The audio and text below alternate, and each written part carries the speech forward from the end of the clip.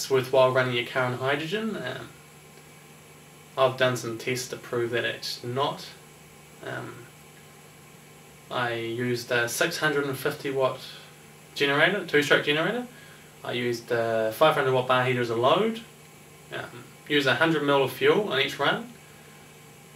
I did 3 different tests, 3 of each test to give me a good average, so 9 tests all up.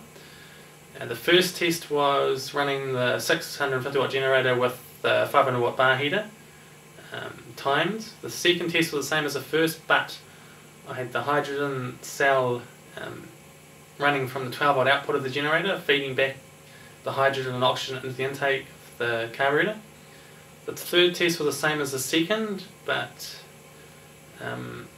the hydrogen cell was powered externally from my house.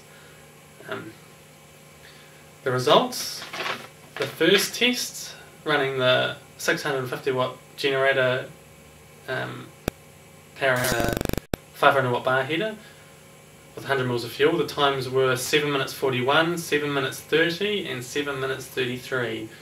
The second test, running the bar heater and the hydrogen cell, feeding the hydrogen and oxygen back into the intake, times were 6 minutes 25, 6 minutes 10 and 6 minutes 55.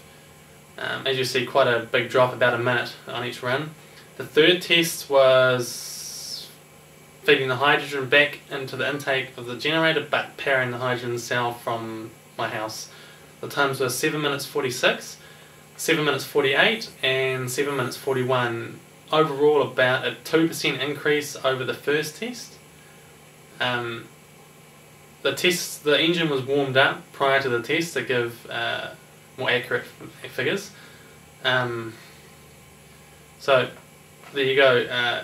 If you want to try it yourself, go for it. I've never found any results yet on the internet with someone doing it with a generator. All they are is people driving their car saying they get better results, which they're probably driving them more like a Nano to do that. There are people adjusting the O2 sensors to run the engines lean, which will end up buggering your engine basically.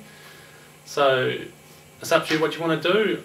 I'm going to do some more tests, so tune back later on. I just thought I'd add this before I post into YouTube. The hydrogen cell was made with 2 plates of stainless as electrodes sitting in water and baking soda. It drew 4.8 amps at 12 volts and estimated of half a litre a minute of hydrogen oxygen delivery.